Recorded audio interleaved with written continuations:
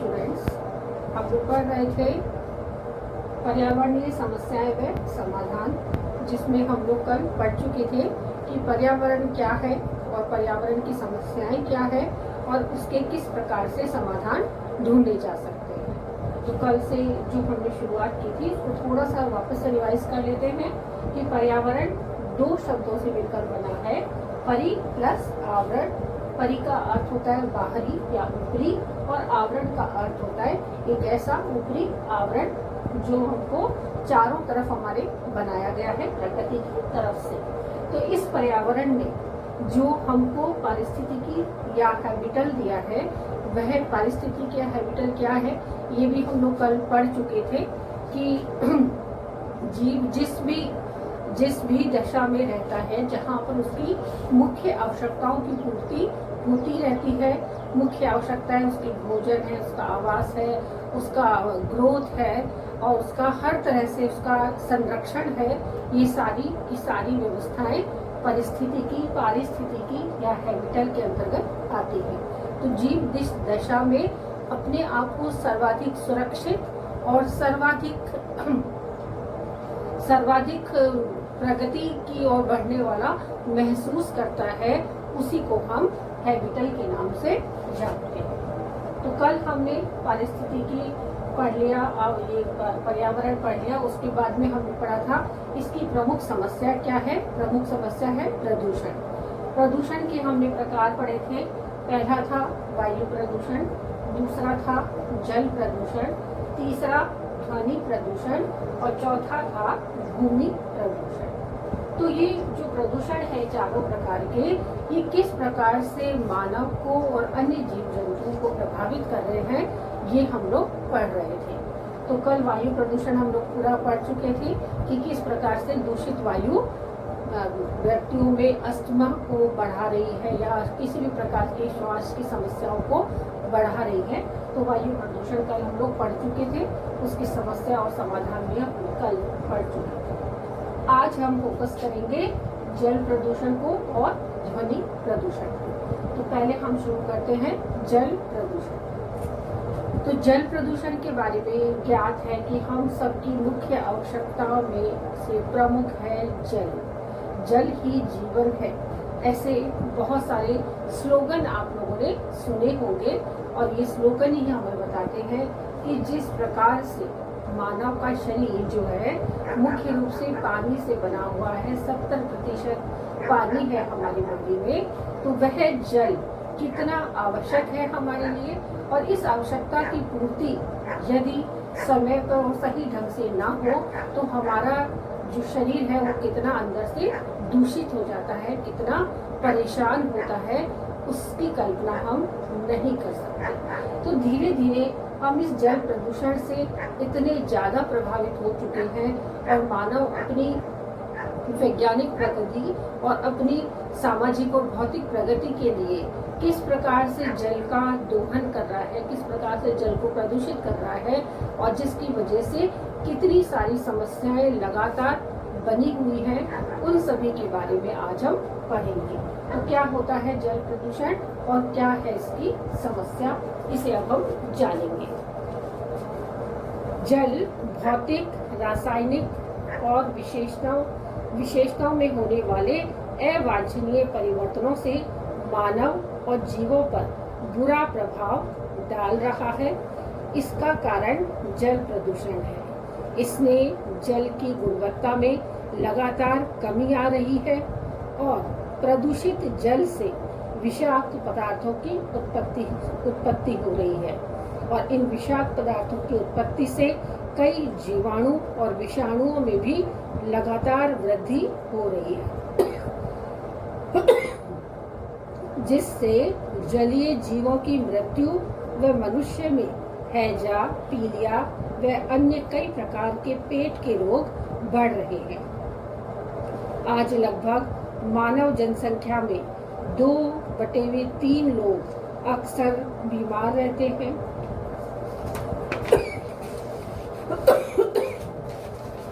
नगरों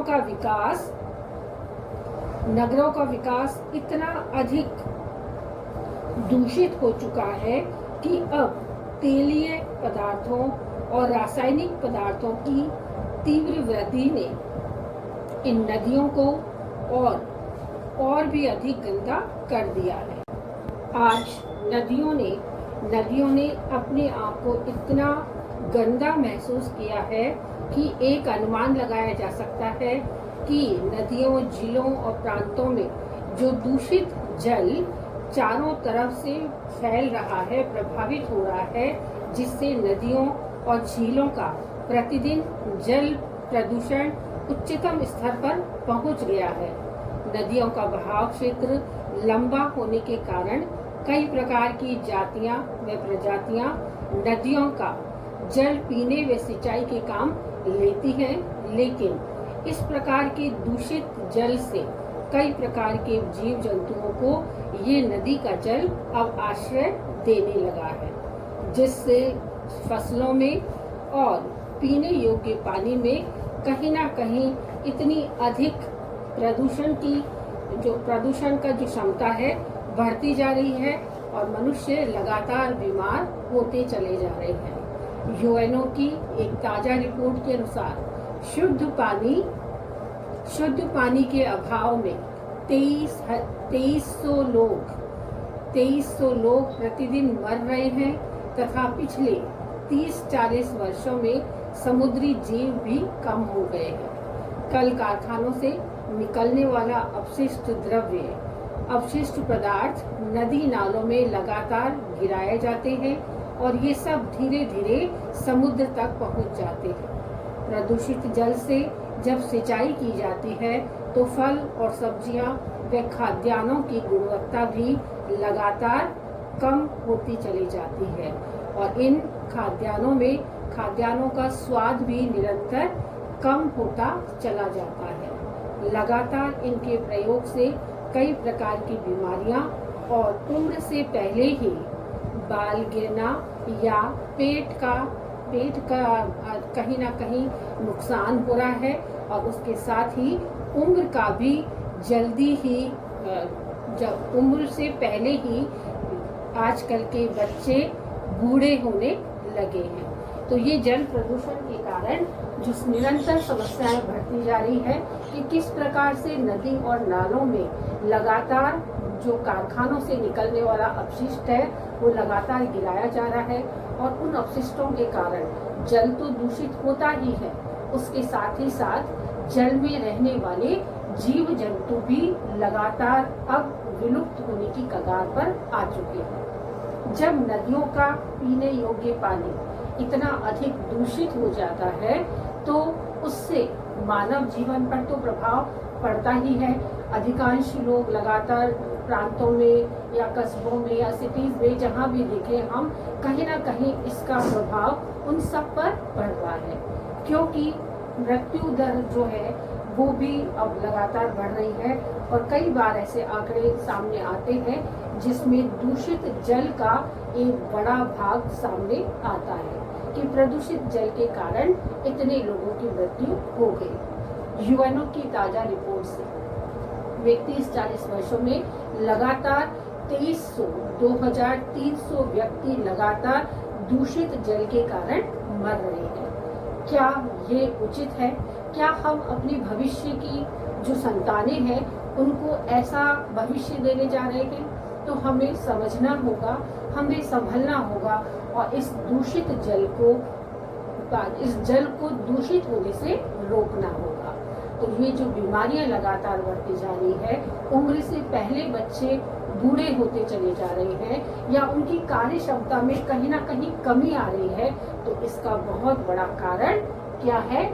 जल प्रदूषण को माना जाता है, क्योंकि जल हमारी बॉडी के अंदर जाकर जो अलग से उसका जो प्रभाव प्रकट करता है वो हमारी इंफ्रास्ट्रक्चर बॉडी के साथ साथ हमारी टोटल फिजिकल बॉडी को भी डैमेज करता है। तो इस प्रकार से हमें जल प्रदूषण को रोकना होगा और हमारी भावी संतानों को एक सुखद भविष्य की ओर ले जाना होगा। तो हम आगे पढ़ेंगे जल प्रदूषण के बचाव के उपाय कि वो कौन कौन से बचाव हो सकते हैं जिससे जल प्रदूषण को रोका जा सकता है। तो नंबर 1 है कि सभी नगरों में जल मल निस्तारण हेतु शोधन संयंत्रों की स्थापना की जानी चाहिए। दूसरा है रासायनिक कृषि के स्थान पर जैविक खाद की खेती को प्रोत्साहित करना चाहिए।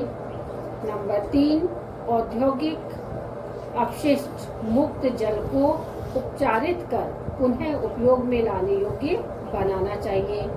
और नंबर 4 है मृत पशुओं के शवों को नदी में विसर्जित करने पर पूर्ण रूप से रोक लगानी चाहिए तथा विद्युत शव गृहों की स्थापना करनी चाहिए। तो क्या होना चाहिए? इसका नंबर 1 उपाय है कि जो जल और मल है उसके निस्तारण की पूर्ण रूप से एक सरकारी योजना होनी चाहिए जिससे शुद्ध जल मिलता रहे। यदि दूसरी बात की तरफ हम जाते हैं तो दूसरा है कि रासायनिक जो खाद है उसकी जगह जैविक खेती पर जोर देना चाहिए कि जो इतनी अधिक रासायनिक खादें डालकर जो फसलों को नुकसान पहुंचाया जा रहा है, जहां उनकी वृद्धि तो हो रही है, ग्रोथ तो हो रही है, लेकिन उनकी गुणवत्ता में लगातार कमी होती जा रही है, उसे हमें रोकना होगा। और तीसरी बात जब हम करते हैं कि जितने भी औद्योगिक संस्थानों से निकले हुए जो अपशिष्ट पदार्थ हैं उन अपशिष्ट पदार्थों को मतलब पुनः उसको हम उपयोग में लाने योग्य बना सकते हैं। उसको बार बार फिल्टर करें और फिल्टर करने के बाद जब वो पीने योग्य हो जाए तभी उसकी पीने की सप्लाई होनी चाहिए। और चौथा उपाय है कि जो मृत जीव जंतु हैं इसमें मानव की भी अस्थियां हैं, वो सभी मृत जीव जंतुओं की अस्थियां नदियों में प्रवाहित कर दी जाती है। इस पे पूर्णतः रोक लगानी चाहिए कि इन जीव जंतुओं की मृत जीव जंतुओं की जो अस्थियां हैं वो जल में पहुंचकर बहुत सारे कीटाणु और विषाणु उत्पन्न कर देते हैं, जिससे लगातार बीमारियों का जो ग्राफ है वो लगातार बढ़ता चला जा रहा है। तो हमें इन सब उपायों के माध्यम से जल प्रदूषण को रोकना ही होगा।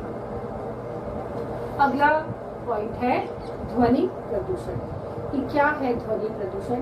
ये भी एक बहुत बड़ा प्रदूषण बढ़ता चला जा रहा है कि जो हमारे कानों की सुनने की क्षमता है उससे कहीं अधिक ध्वनि जब हम सुनते हैं तो हमारे कानों के पर्दे बिल्कुल फट जाते हैं और फिर सुनने की क्षमता कम हो जाती है। तो हमें कोशिश करनी होगी कि इस ध्वनि प्रदूषण को जो मनुष्य के द्वारा ही बनाया गया है, इस ध्वनि प्रदूषण को रोका जाए और लगातार लंबे समय तक एक तेज शोर गुल वाली आवाजें जो है वो कई सारे हृदय रोगियों को या कई प्रकार की बीमारियों को और ज़्यादा बढ़ावा देती है, जिससे हमारे बुजुर्गों का और छोटे बच्चों का जनजीवन काफ़ी प्रभावित होता है। तो हमें इस ध्वनि प्रदूषण को, जो आवाज़ चारों तरफ आ रही है, जैसे वर्तमान में डीजे का काफ़ी बोलबाला है कि हर छोटी छोटी बात पर डीजे बजाया जाता है और प्रशासन की तरफ से ये पूरे इंस्ट्रक्शन दिए गए हैं कि 10 बजे बाद डीजे बंद कर दिया जाए, लेकिन प्रशासन की अनदेखी करते हुए खुशी के माहौल में लोग भूल जाते हैं कि कब 10 बज चुके हैं और वो आगे तक लंबे समय तक डीजे को बजाते रहते हैं। ये हम अक्सर देखा है जब हम लोग के घरों में या आसपास के घरों में शादियाँ होती हैं तो ऐसे मौके हमारे सामने आते रहते हैं। तो हमें इस ध्वनि प्रदूषण को रोकना ही होगा। पहले पढ़ते हैं क्या होता है ध्वनि प्रदूषण। जब ध्वनि की तीव्रता व आवृत्ति कर्णप्रिय स्तर से बहुत अधिक हो जाए तो वह शोर व अवांछनीय दशा में परिवर्तित होकर मनुष्य में बेचैनी व अशांति उत्पन्न कर देती है। उसे ही ध्वनि प्रदूषण कहते हैं। तेजी से बढ़ते हुए औद्योगिकीकरण ने व यातायात के बढ़ते साधनों ने, ध्वनि विस्तारक उपकरणों ने और ध्वनि प्रदूषण को एक गंभीर समस्या में तब्दील कर दिया है। भारत जैसे विशाल देश में ध्वनि प्रदूषण अन्य देशों की अपेक्षा बहुत ही अधिक है। हमारी 80 से 120 डेसिबल तक सुनने की क्षमता होती है कि मानव की जो कर्ण की सुनने की क्षमता है वो है 80 से 120 डेसिबल।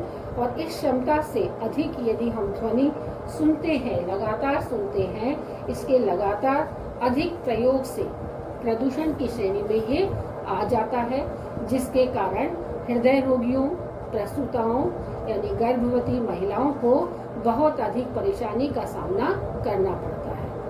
ध्वनि प्रदूषण से मानव को कई शारीरिक व मानसिक परेशानियों का भी सामना करना पड़ता है, जैसे सिर दर्द, माइग्रेन, हाई बीपी व बहरापन जैसी समस्याओं से जूझना पड़ रहा है। तो ध्वनि प्रदूषण के कारण जो मानव की क्षमता है 80 से 120 डेसिबल, वो सुनने की क्षमता को से कहीं अधिक तेजी से जब हम कर्णप्रिय संगीत सुन रहे हो या कुछ भी सुन रहे हो, वो यदि उससे अधिक बढ़ जाता है तो कहीं ना कहीं हम इन्विटेशन देते हैं बीमारियों को। तो उन बीमारियों को रोकने के लिए हमें इस ध्वनि प्रदूषण को रोकना ही होगा। कि कर्णप्रिय संगीत सबको अच्छा लगता है, मधुर संगीत सबको अच्छा लगता है, लेकिन जब ये लगातार संगीत कर्णप्रिय से अधिक मात्रा में तेजी से बजाया जाए तो वो बीमारियों को न्योता देता है, जैसे सिर दर्द है, माइग्रेन है, या हृदय रोगी, प्रसूताएं जो है, इनको बहुत अधिक नुकसान उठाना पड़ता है इस ध्वनि प्रदूषण से। तो ध्वनि प्रदूषण को हमें धीरे धीरे रोकना होगा, क्योंकि ये पूर्णतः मानव निर्मित है। प्रकृति ने इसको कहीं भी प्रकृति की देन नहीं है। प्रकृति ने हमें जो कुछ दिया बहुत ही सुलभ और बहुत ही आसानी से प्राप्त होने वाली चीजें दी हैं, जिसमें हमने पढ़ा कि वायु और जल सर्व सुलभ है, सबके लिए है, लेकिन मानव प्रजाति स्वयं ही अपनी दुश्मन बनी हुई है और कहीं ना कहीं इस प्रदूषण की मुख्य रूप से जिम्मेदार भी मानव प्रजाति ही रही है। तो इस ध्वनि प्रदूषण को यदि रोका नहीं गया तो हाई बीपी, माइग्रेन, सिर दर्द, चक्कर आना, जी मिचलाना, बेचैनी रहना, नींद नहीं आना, ये सारी समस्याएं जो है उससे मानव को जूझना होगा। तो हमें इन सब से रोकने के लिए, इन सबको रोकने के लिए कोई ना कोई उपाय अवश्य ढूंढने की चाहिए। तो अगला हेडिंग यही पढ़ेंगे कि किस प्रकार से ध्वनि प्रदूषण को रोका जाए और मानव उस ध्वनि प्रदूषण में कहां तक सहायता कर सकता है।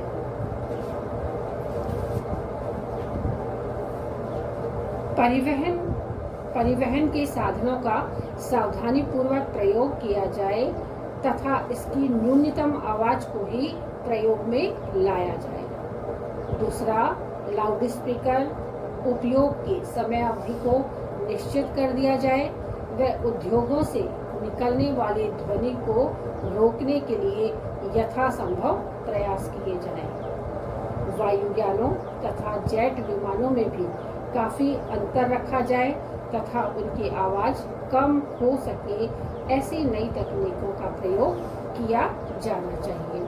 कि जहां हम देख रहे हैं कि जनसंख्या वृद्धि के साथ साथ हमारी यातायात की जो सुविधाएं हैं वो भी लगातार बढ़ रही हैं। तो यातायात सुविधाओं के बढ़ने के साथ साथ हमें महसूस हो रहा है कि जो यातायात के द्वारा जो वाहनों की आवाज़ है और वो वाहनों की आवाज़ कहीं ना कहीं हम सबको परेशान करती है, बेचैन करती है, सिर दर्द या माइग्रेन या हाई बीपी का कारण बनती जा रही है। तो हमें क्या करना होगा? हमें यही करना होगा कि इन सबको यथासंभव रोकने का प्रयास किया जाए। हम यातायात को रोकने की बात नहीं कर रहे, हम बात कर रहे हैं उस ध्वनि को रोकने की, कि कम से कम हॉर्न बजाया जाए, गाड़ियाँ नियमित निश्चित गति से चलें या बिल्कुल उनमें डीजल पेट्रोल का जो व्यवस्था है उस गाड़ी में वो सब कुछ बहुत ही ऐसी सामान्य हो जिससे वो कम से कम आवाज़ करे। इस प्रकार की व्यवस्था हमको करनी होगी। तो यदि हम इन सबको कर लेते हैं तो कहीं ना कहीं हम ध्वनि प्रदूषण को रोक सकते हैं। तो जैसा हम पहले पढ़ चुके हैं कि लाउड स्पीकर की आवाज़ या डीजे की जो आवाज़ होती है लगातार कहीं ना कहीं बीमारियों को, और सबसे बड़ा जो नुकसान है वो हृदय रोगियों को और गर्भवती महिलाओं को होने वाला है। तो गर्भवती महिलाएं स्वयं के लिए और आने वाली संतान के लिए, दोनों के लिए काफ़ी हानिकारक है। तो हमें इन सबको भी रोकना होगा कि यदि हम इन सबको नहीं रोकते तो आने वाली संतान हो सकता है कहीं ना कहीं कोई डिसेबिलिटी लेकर पैदा हो, तो हमें उसको पहले से ही रोकना होगा। और जो वायुयान चल रहे हैं, जेट विमान चल रहे हैं, लगातार हमारी जो ज़रूरतें हैं वो लगातार बढ़ती चली जा रही हैं, और आज दुनिया बहुत ही छोटी हो गई है। कहीं भी व्यक्ति आने जाने में समय नहीं लगाता और तुरंत तेज हाई स्पीड वाले वायुयानों या जेट विमानों का सहारा लिया जा रहा है, जिससे वायु प्रदूषण और ध्वनि प्रदूषण दोनों ही बहुत अधिक प्रभावित होते हैं। तो हमें इन सबको भी एक लंबे से रोकना तो संभव नहीं है, लेकिन इनमें जो फ्लाइट्स के टाइम है उसमें काफ़ी अंतराल होना चाहिए, और उस अंतराल का वजह से क्या होगा कि जो एनवायरनमेंट में जो गर्मी पैदा हो जाती है या ध्वनि पैदा होती है वो कहीं ना कहीं थोड़ी कम हो सकती है। तो कोशिश ये करना चाहिए कि हम किस प्रकार से ध्वनि प्रदूषण को रोक सकें, ताकि हम जो भी अपनी व्यवस्था है, अपनी ईश्वर प्रदत्त जो हमको कान सुनने की जो क्षमता है वो लगातार बनी रहे। इस तरीके से हम 3 प्रकार के प्रदूषण को पढ़ चुके हैं: वायु प्रदूषण, जल प्रदूषण और ध्वनि प्रदूषण। भूमि प्रदूषण हम कल के वीडियो में पढ़ेंगे।